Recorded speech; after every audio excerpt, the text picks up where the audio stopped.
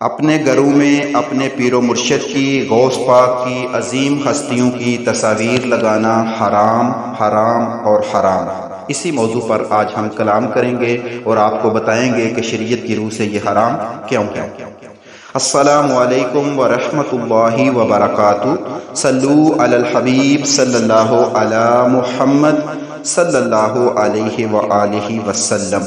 رضائے الہی چینل میں آپ سب کو خوش آمدید کہتے ہیں۔ اللہ عز و جل سے دعا ہے کہ اللہ عز و جل آپ سب پر اپنا خاص کرم فرمائے، دونوں جہانوں کی بلائیاں عطا فرمائے، خوشیاں عطا فرمائے، ہر دکھ اور تکلیف سے محفوظ رکھے، بے اولادوں کو نیک اور صالح اولاد عطا فرمائے، بے روزگاروں کو رزق حلال کمانے اور کھانے کی توفیق عطا فرمائے، اور جتنے بھی بیمار ہیں اللہ پاک سب کو صحت کاملہ عاجلہ والی لمبی عمر عطا فرمائے۔ دیکھیں، ہم اگر اپنے ارد و گرد میں نظر دوڑائیں تو ہمیں یہ پتہ چلے گا کہ ہمارے بہت سے گھروں میں، بہت سے دفاتر میں اور بہت سی فیکٹریوں میں کسی نے اپنے والدین کی تصویر لگائی ہوئی ہے، کسی نے اپنے پیر و مرشد کی تصویر لگائی ہوئی ہے، اور کسی نے مختلف جانداروں کی تصاویریں لگائی ہوئی ہیں۔ تو اس لیے ان ساری چیزوں سے ہم نے اپنے آپ کو بچانا ہے۔ اس ضمن میں سب سے پہلی جو حدیث مبارکہ ہے وہ یہ ہے کہ آقا صلی اللہ علیہ وآلہ وسلم نے ارشاد فرمایا کہ جس گھر میں جاندار کی تصویر ہوگی وہاں رحمت کے فرشتے نہیں آئیں گے۔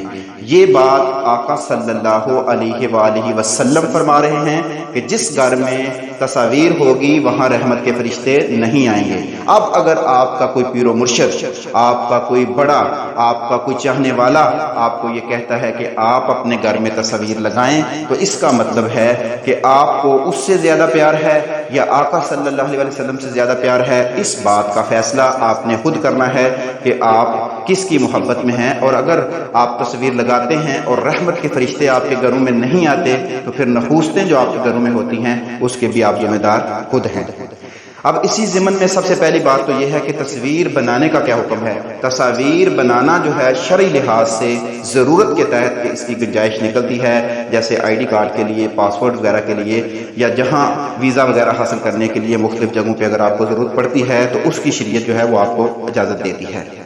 تصاویر نکال کر پرنٹ نکالنا اور ان تصاویر کو آگے بڑھانا یہ ایک بہت بڑا جرم ہے۔ آقا صلی اللہ علیہ وآلہ وسلم کی حدیث مبارکہ ہے کہ قیامت کے دن وہ لوگ جو جاندار کی تصاویر ہاتھوں سے بناتے ہیں ان کو جو ہے سخت ترین عذاب دیا جائے گا۔ یہ بخاری شریف کی حدیث ہے۔ آقا صلی اللہ علیہ وسلم کی ایک اور حدیث مبارکہ ہے کہ جو لوگ جانداروں کی تصاویریں بناتے ہیں قیامت کے دن ان کو کہا جائے گا، یہ تصاویریں ان کے سامنے لائی جائیں گی اور ان کو کہا جائے گا کہ اس میں جان ڈالیں، تو یقیناً وہ ایسا نہیں کر سکیں گے کیونکہ تصاویروں میں جان ڈالنا ہمارے بس کی بات نہیں ہے۔ اسی ضمن میں آقا صلی اللہ علیہ وسلم کی ایک اور حدیث مبارکہ بھی ہے کہ جو لوگ تصاویریں بناتے ہیں، جو ہاتھوں سے بناتے ہیں پرنٹڈ تصاویر، یعنی جو تصویر پرنٹ نکل کے باہر آ جاتی ہے پیپر کے اوپر، اس کا حکم ہے کہ کیونکہ جو تصویر کیمرے میں ہوتی ہے اس کو علماء جو ہے اس کی گنجائش نکالتے ہیں۔ تو ایسی تصاویر بنانے والا جو ہے وہ جہنم میں ہوگا، اور اس کی بنائی ہوئی تصاویر کے بدلے میں اللہ تعالیٰ ایک جاندار بنائے گا جو اسے جہنم میں عذاب دے گا۔ اب جس نے جتنی زیادہ تصاویریں بنائی ہوں گی اس کے اتنے ہی زیادہ جہنم میں اس کو سزا دینے والے ہوں گے۔ تو اس لیے ہم نے ان تمام چیزوں سے بچنا ہے، اپنے آپ کو بھی بچانا ہے اور دوسروں کو بھی بچانا ہے۔ اب سوال یہ پیدا ہوتا ہے کہ پیر و مرشد کی تصاویر لگانا کیوں ضروری ہے؟ اصل میں ہم لوگ لگاتے ہیں تعظیم کے لیے، اور تعظیم کرنا تصاویر کی یہ شرک کی طرف لے کے جاتا ہے، یہ گناہ کبیرہ ہے، اور جو شخص شرک کرے گا اس کی تو اسلام میں واپسی ہی نہیں ہے، اس کے لیے تو جہنم ہی جہنم ہے۔ اب ایک عام تصویر کے مقابلے میں جب ہم کسی پیر و مرشد کی تصویر لگاتے ہیں تو اس کی زیادہ سخت سزا ہے، کیونکہ جو پیر و مرشد کی تصویر ہم لگاتے ہیں وہ تعظیم کے لیے لگاتے ہیں، اوپر جگہ لگاتے ہیں اور بڑے ہی احترام سے اس کو لگاتے ہیں، اس کی صفائی وغیرہ بھی کرتے ہیں، تو یہ تمام چیزیں جو ہیں یہ بتوں سے مشابہت کرتی ہیں۔ ان چیزوں سے ہم نے اپنے آپ کو بچانا ہوگا۔ تصویر میں جو ہے رحمت آقا صلی اللہ علیہ وسلم کہہ رہے ہیں کہ تصویر لگاؤ گے تو رحمت کے فرشتے نہیں آئیں گے، اور ہم پیر صاحب کی تصویر لگا رہے ہیں تعظیم کے لیے کہ ہمارے گھر میں برکتی آئے، تو اس کا مطلب ہے کہ آپ کو پیر صاحب پر زیادہ یقین ہے اور آقا صلی اللہ علیہ وسلم کی حدیث مبارکہ پر یقین نہیں ہے، تو یقیناً آپ کے گھروں میں بے برکتی پیدا ہو جائے گی اور یہ آپ کے لیے نقصان دہ ہوگا۔ آپ نے دیکھا ہوگا کہ ہمارے گھروں میں ہم نے شادی کی تصاویر بنواتے ہیں، اور یہ تقریباً بہت ہر بندہ بنواتا ہے، تو یہ بھی یقیناً ہمیں اس کی بھی سزا بھگتنی پڑے گی، اور یہ بھی یقیناً ایک بہت خطرناک کام ہے۔ تو اس لیے کوشش کریں کہ اپنے گھروں میں جہاں جہاں تصاویر لگی ہوئی ہیں ان کو ہٹا دیں، ان کو عزت کے مقام پہ نہ رکھیں، جو اپنی کسی الماری میں یا کسی جگہ پہ آپ اس کو سیو کر لیں، بلکہ پہلی تو بات ہے کہ آپ بنوائیں نہ، اگر بنوا لیتے ہیں تو اس کو کسی ایسی مقام پہ رکھیں جو عزت کا مقام نہ ہو۔ اب کیونکہ آگے چل کے جو مسائل پیدا ہوں گے وہ نماز کے مسائل بھی ہیں، کیونکہ ہم گھروں میں نماز پڑھتے ہیں اور تصاویر والے کمروں میں جو ہے وہ نمازیں پڑھنا، یہ جو ہے اس کے بھی بہت سخت احکامات ہیں، ان چیزوں کو بھی ہمیں نوٹ کرنا ہوگا۔ اور جب آپ بازار میں جاتے ہیں، پردے وغیرہ خریدتے ہیں، ہماری اسلامی بہنیں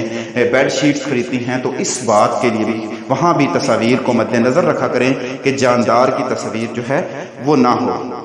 اگر آپ بیک میں اس کے پس منظر میں چلے جائیں تو حضرت نوح کے دور میں اور مختلف پیچھے جو اقوام گزری ہیں ان کے دور میں کیا ہوتا تھا کہ جب کوئی معزز آدمی جو ہے وہ وفات پا جاتا تھا تو شیطان ان لوگوں کے ذہن میں ڈال دیتا تھا کہ آپ اس کی تصویر بنا کر لگا لو، اور تاکہ تمہارے جو گھروں میں اور تمہاری جگہوں میں برکتیں آنا شروع ہو جائیں۔ آہستہ آہستہ تصویریں لگنا شروع ہو گئیں، تصویروں سے پھر بت بننے شروع ہو گئے، اور بتوں سے پھر جو ہے ان کی عبادات شروع ہو گئیں۔ تو اسی طرح اس کے پس منظر میں جو ہے شرک کی تمام کہانیاں ہیں، تو اس لیے ہم نے شرک کی طرف نہیں جانا۔ مومن کی شرک میں کسی صورت میں اس کی معافی نہیں ہے، باقی تمام گناہوں کی معافی ہو سکتی ہے لیکن شرک کی معافی نہیں ہے۔ اس لیے آپ لوگوں سے ہاتھ جوڑ کے التجا ہے کہ جن کے گھروں میں، جن کی دکانوں میں، جن کے مکانوں میں کسی پیر کی، کسی بڑی عظیم ہستی کی تصویر لگی ہے تو وہ اس کو اتار دیں، اس کو ختم کر دیں۔ اور سب سے بڑی بات تو یہ ہے کہ غوث اعظم کے دور میں کون سا کیمرہ تھا جس کی وجہ سے ان کی تصاویر بنی؟ اس کے اوپر بھی آپ نے کبھی غور و فکر کیا ہے؟ ہمارے ہاں بہت سی